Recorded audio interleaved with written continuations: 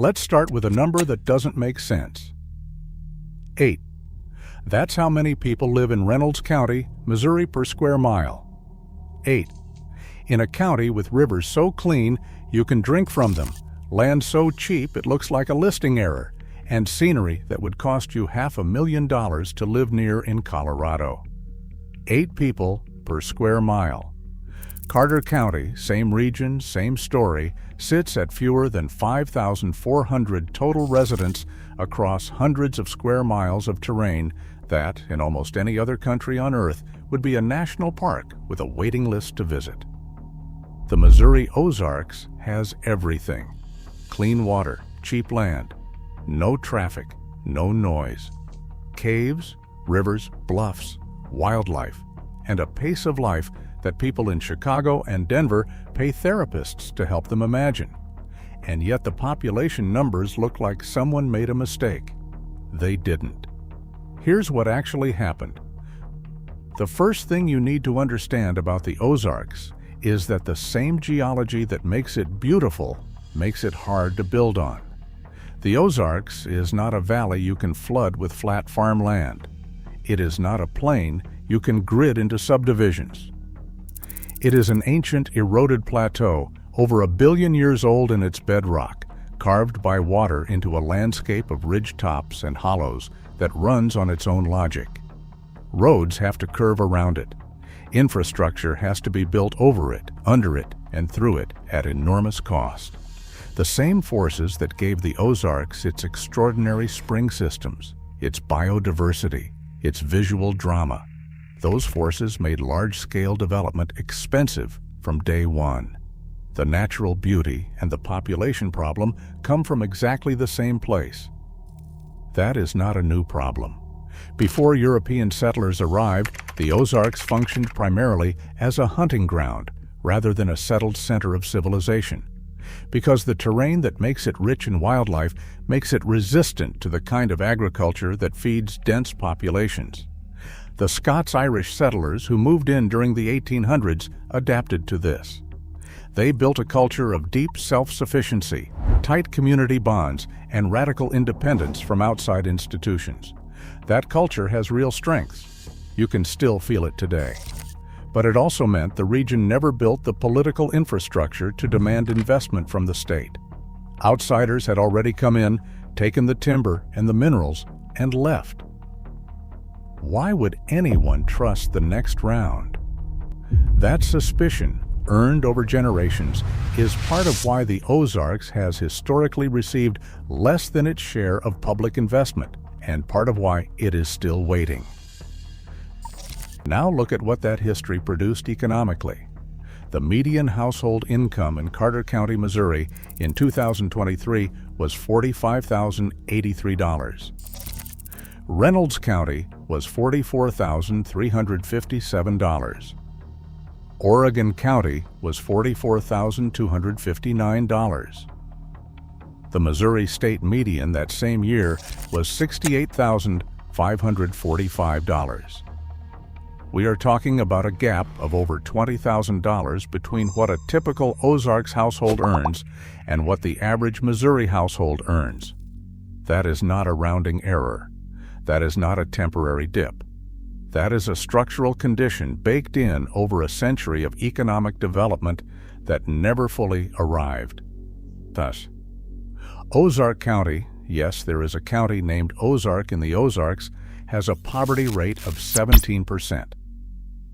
In prior measurements, it reached 29.6%, the highest rural poverty rate in the entire state. And these are not new numbers. They are the same story, told across multiple generations of census data.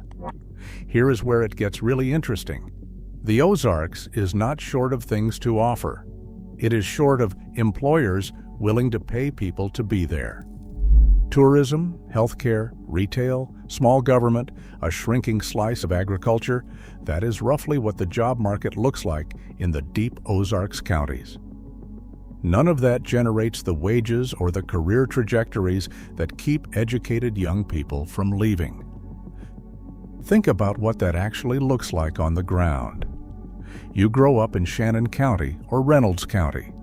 You're smart, you work hard, you graduate. And your choices are: take a service job that pays $14 an hour and stay where you grew up, or leave for a city where jobs that match your skills actually exist. That is not a complicated decision for most people. It's an obvious one, and it is being made tens of thousands of times across dozens of counties, decade after decade. Missouri, at the state level, is already a net brain drain state. It consistently loses more educated adults than it attracts. In the Ozarks specifically, that pattern runs at full speed. The kids graduate, leave for Springfield or Kansas City or somewhere further, and the math of replacement never closes. The people who arrive to partially offset that are often retirees, who bring spending power but not the working-age labor and tax contribution the region actually needs to stabilize. How old does a place get when that happens long enough? Ozark County answered that question in the 2020 census. The median age there was 51.9 years. The national median that year was 38.8. That is a 13-year gap. More than a quarter of the county's residents, 28.1%, were 65 or older. When a place gets that old without replacement, you don't just have a demographic curiosity. You have a feedback loop. Fewer working-age residents means a smaller tax base. A smaller tax base means fewer services. Fewer services means fewer reasons for young people to stay or new families to arrive. The loop tightens. It has been tightening in parts of the Ozarks for decades. Subscribe if you haven't yet. This channel exists for exactly this kind of story, and we're just getting into it. And then there's health care. This one hits differently when you see the actual numbers. Missouri has lost 21 hospitals in the past 10 years, the majority in rural areas. The number of rural Missouri counties without a single hospital rose from 51 in 2017 to 55 in 2020. 55 counties where, if something goes seriously wrong, the nearest hospital is somewhere else. And somewhere else might mean 40 miles of winding Ozarks roads in the dark. Rural Missouri has 39.8 primary care doctors per 100,000 residents. Urban Missouri has 53.3, but the specialist gap is where it gets truly stark. 30 specialists per 100,000 people in rural areas versus 263 per 100,000 in urban areas. If you are a young family deciding where to put down roots, you are doing this math. Everyone does this math.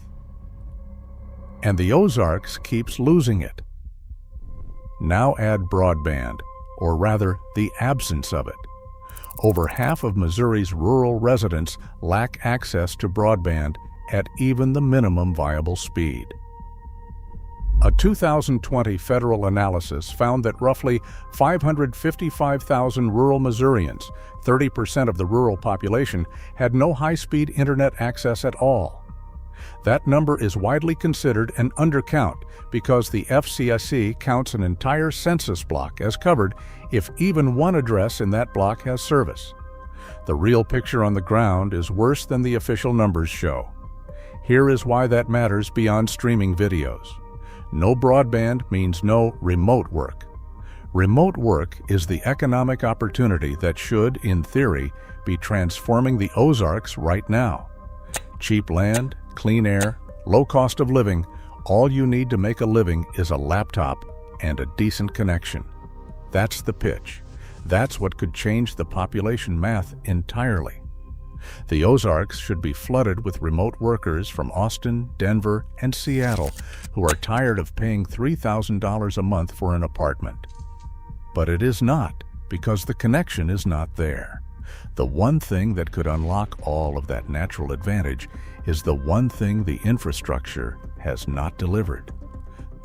The housing vacancy rate in Reynolds County in 2020 was 28.5%.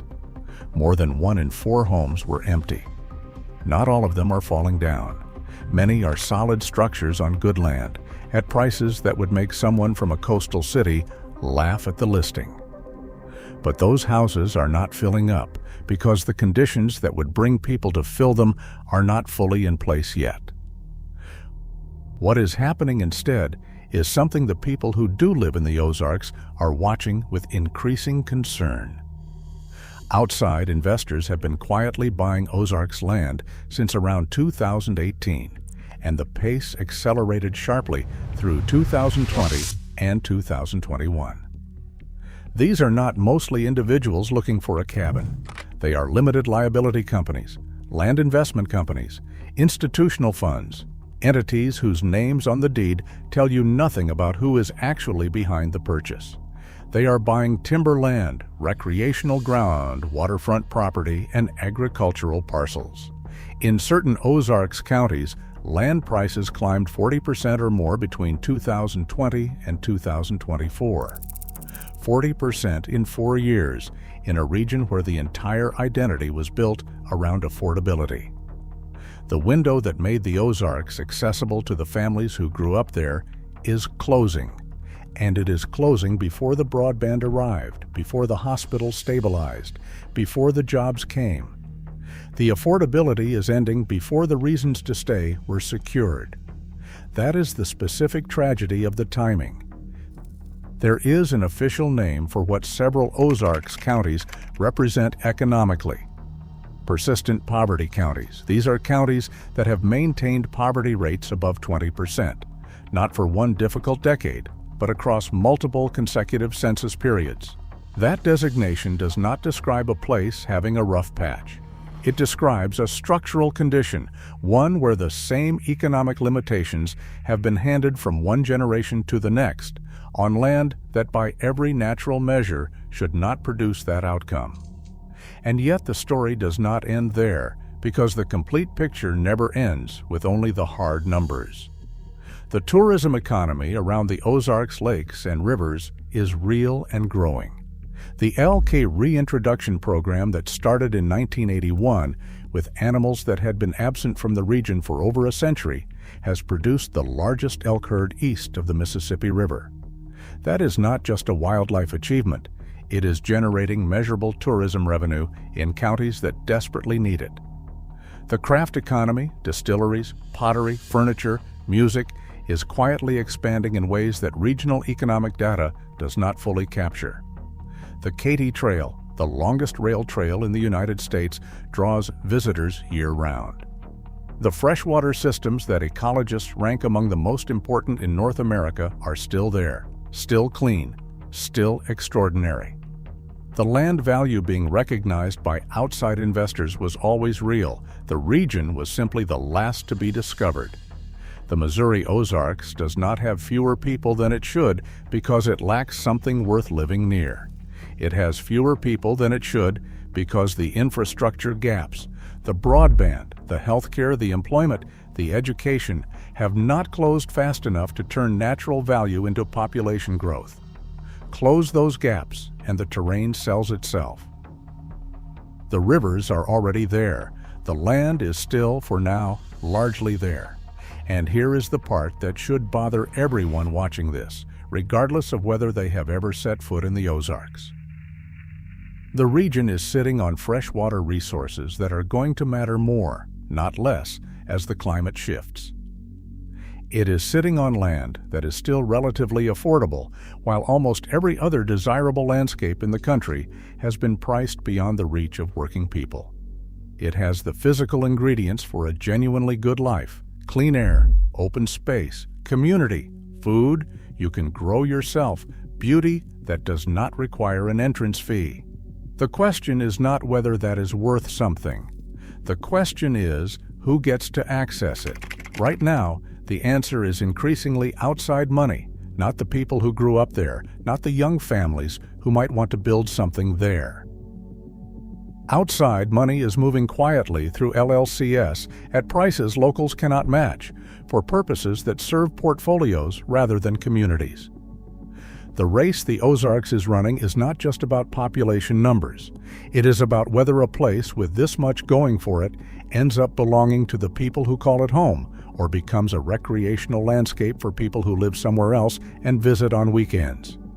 Both outcomes are possible. Neither is inevitable. But the clock is running, and most of Missouri is not paying attention. Leave a comment.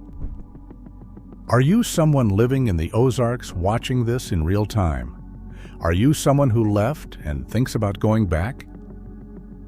Or someone who already made the move and figured out how to make it work? The data tells one version of this story. The people living it tell another. Subscribe. If this is what you came for, we are not done with the Ozarks, not even close.